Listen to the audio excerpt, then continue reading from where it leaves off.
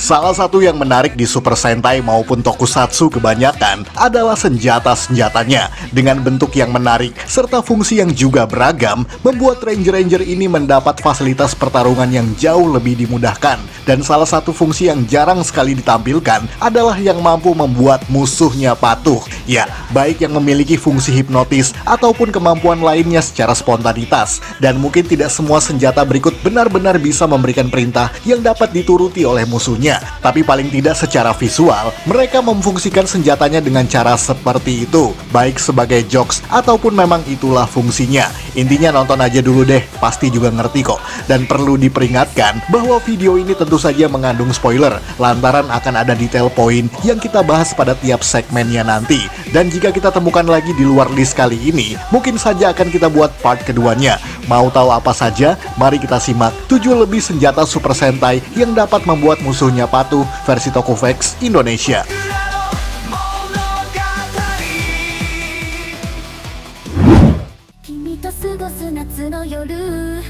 Pink Ribbon Dai Sentai Goggle 5. Untuk season yang satu ini mungkin agak unik bentuk senjatanya, karena meskipun bertema batu-batu gemstone sebagai sumber kekuatannya, namun Goggle 5 sebenarnya menekankan tema olahraga atau sports. Terlihat sekali dari bentuk perangkat senjata mereka yang mewakili masing-masing cabang olahraga tertentu yang bahkan sudah ditunjukkan semenjak episode pertama. Dan salah satu yang unik dan fenomenal di serial ini adalah Pink Ribbon milik Goggle Pink, karena tokoh Miki Momozono di sini merupakan praktisi atau pesenam Olimpik, maka perangkat senjatanya sebagai Goggle Pink harus disesuaikan dengan profesinya sehari-hari itu. Mungkin tidak ada yang spesial dari tampilan senjata ini, karena Pink Ribbon hanyalah pita senam biasa yang diputar-putarkan dan tentu saja dapat membelenggu gerakan musuhnya. Ya, sesimpel itu. Namun yang unik dari aksinya adalah ketika Goggle Pink memperagakan gaya imut yang membuat pasukan musuhnya langsung menirukan gerakan yang sama, dan itu nyaris ditunjukkan pada tiap episode, membuat sebuah pertanyaan, apakah Pink Ribbon dapat membuat musuhnya patuh dengan perintah yang dilontarkan oleh Goggle Pink?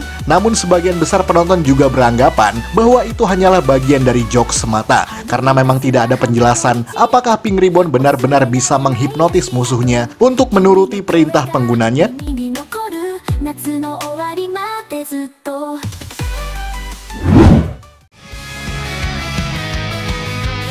Signizer dan Signal Whistle Gekiso Sentai K-Ranger. Pada serial K-Ranger, ada satu tokoh ekstra hero bernama Signal Man yang merupakan alien robotik dari planet bernama Police.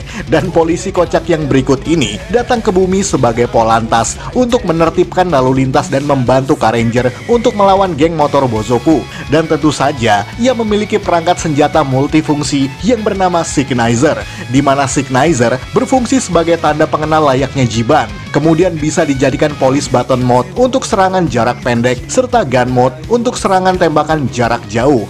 Dan tentu saja, perangkat ini punya fungsi yang agak unik di luar itu semua. Karena seperti yang ditunjukkan pada episode ke-27, di mana ia berusaha menghentikan mobil Pegasus Thunder dan juga Dragon Cruiser yang dibawa pengaruh hipnotis pizza. Kemudian Signalman langsung mengeluarkan Signizer yang memancarkan lampu merah, sebuah tanda lalu lintas berhenti untuk menghentikan laju mobil tersebut. Dan hal itu terbukti sangat ampuh, walaupun mode tersebut cukup jarang digunakan, terutama pada episode-episode lainnya. Dan yang justru paling sering digunakan untuk menghentikan kendaraan yang melaju cepat adalah Signal Whistle yang berbentuk seperti peluit, yang jika ditiup sekali akan menghentikan kendaraan yang dianggapnya melanggar peraturan lalu lintas. Namun itu hanyalah sebuah fungsi normal yang biasa digunakan oleh polisi pada umumnya, walaupun Signal Whistle tetap bisa memiliki fungsi canggih lainnya seperti memanggil Mecha Syrender.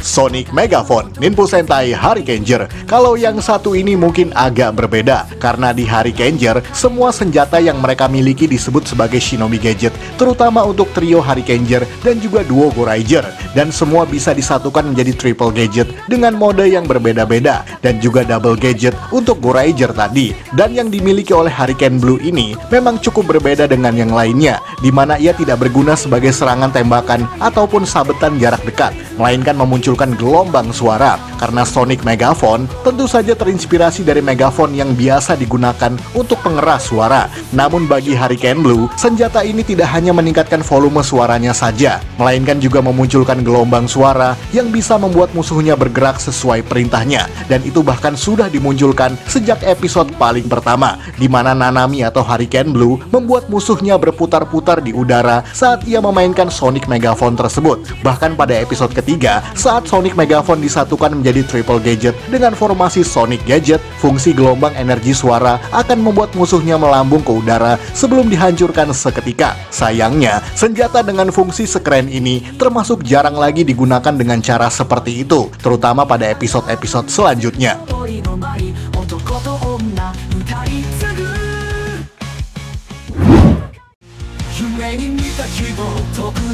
Wing Pentak Bakuryu Sentai Aba Ranger ini juga merupakan personal weapon milik salah satu rangernya, yakni Abare Killer Sixth Ranger di serial Bakuryu Sentai Aba Ranger. Karena Evil Sentai yang satu ini memiliki semacam senjata pedang bernama Wing Pentak yang memiliki banyak fungsi dalam satu buah senjata saja, dimana tentu saja ini digunakan sebagai pedang untuk serangan jarak dekat seperti biasa. Namun di luar itu, Wing Pentak bisa digunakan sebagai pena untuk membuat projectile laser arrow untuk ditembakkan kepada musuh-musuhnya. Bahkan ia bisa menuliskan tanda X pada tubuh lawannya untuk kemudian diledakkan. Dan selain itu, ternyata Wing Pentak bisa dibuat untuk menghipnotis sasaran yang ia tuju, yakni dengan cara memainkannya layaknya dirijen atau konduktor musik klasik, yakni para Bakuryu atau dinosaurus mecha milik para Aba Ranger, terutama Bakuryu Stegosliden yang ia manipulasi pikirannya untuk berpihak pada sisinya dan bergabung dengan Top Geller menjadi formasi Killer O, mecha berwujud humanoid yang menjadi lawan mengerikan bagi trio Aba Ranger.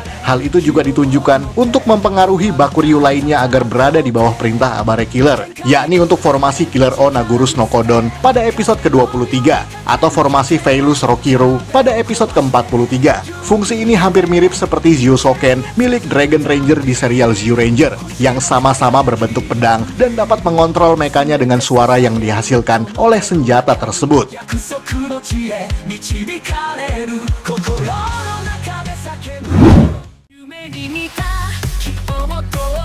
Tokyo Changer Resa Sentai Tokyoger berbeda lagi dengan yang berikut ini, karena yang kita bahas di segmen kali ini bukan lagi sebuah senjata, melainkan perangkat henshin, di mana kelima anggota Tokyoger memiliki brace atau gelang bernama Tokyo Changer yang dapat ditautkan dengan kereta Tokyo Resa, baik itu untuk melakukan henshin atau memanggil kereta yang mereka inginkan. Dan dalam proses henshin tersebutlah kita bisa mendengar suara narasi yang berbunyi seperti pengumuman yang biasa kamu dengar pada stasiun kereta api, dan kemudian akan ada garis pembatas yang memisahkan area berubah para Tokyoger dengan para musuh-musuhnya.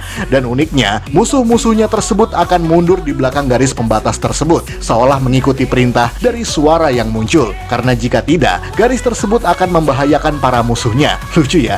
Entah karena memang perintah tersebut memiliki nada hipnotis yang mempengaruhi pikiran musuhnya untuk mentaati perintah tersebut, atau karena memang musuhnya patuh saja dengan aturan yang biasa ada di kereta api. Mengingat bahwa Shadow Line yang menjadi kelompok musuh di serial ini juga memiliki armada kereta api mereka sendiri. Namun itu sebagai jokes sekaligus pesan moral kepada para penonton anak-anak bahwa kita harus tertib berdiri tepat berada di belakang garis pembatas ketika berada di stasiun kereta api.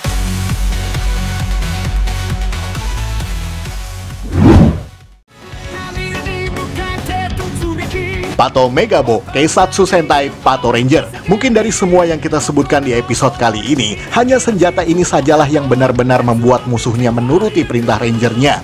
Karena di serial Lupin Ranger vs Pato Ranger, trio polisi ini memiliki sidearm weapon lainnya yang disebut sebagai Pato Megabo. Dan sesuai namanya, alat ini adalah sebuah megafon yang identik dengan kepolisian, yang fungsinya ternyata bukan hanya meningkatkan volume suara mereka saja, melainkan juga dapat memunculkan gelombang suara agar musuh bisa menuruti semua perintah Pato Ranger. Misalnya pada episode kedua, trio polisi ini menggunakan Pato Megabo untuk memerintahkan pasukan musuhnya agar berhenti melakukan serangan, kemudian disuruh berbaris dengan rapi sebelum kemudian mereka bertiga menyerangnya dengan mudah menggunakan Pato Megabo dalam mode baton. Dan semua pasukan tersebut nampaknya tidak bisa menggerakkan tubuhnya selama berada di bawah perintah Pato Megabo. Agak curang sih kedengarannya, tapi sumpah senjata ini memang keren banget. Namun sayangnya, senjata senjata sepowerful dan sekeren ini sangat jarang sekali digunakan, terutama dalam mode Megaphone tersebut, kecuali hanya sebagai pedang atau pentungan yang biasa dipakai untuk serangan jarak dekat. Dan itu pun juga termasuk jarang pula, karena Pato Ranger lebih sering menggunakan VS Changer sebagai pistol dan senjata pamungkas mereka setiap saat.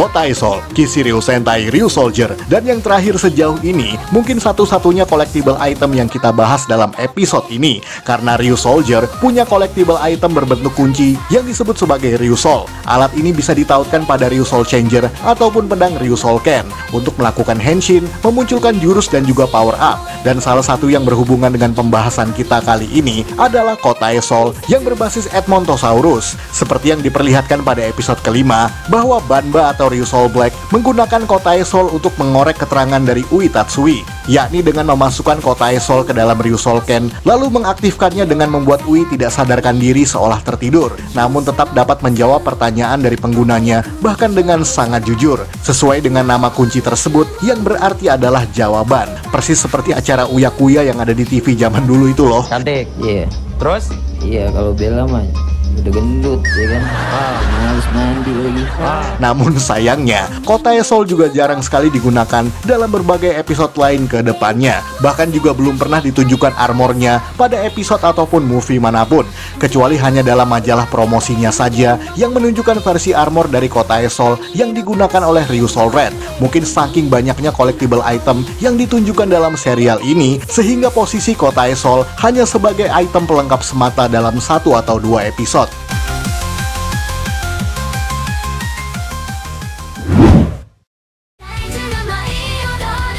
Sekian dari Tokufax Indonesia. Jangan lupa tonton video-video Tokufax lainnya, like, komen, dan juga share ke media sosial kamu. Akhir kata, salam Tokufax Indonesia.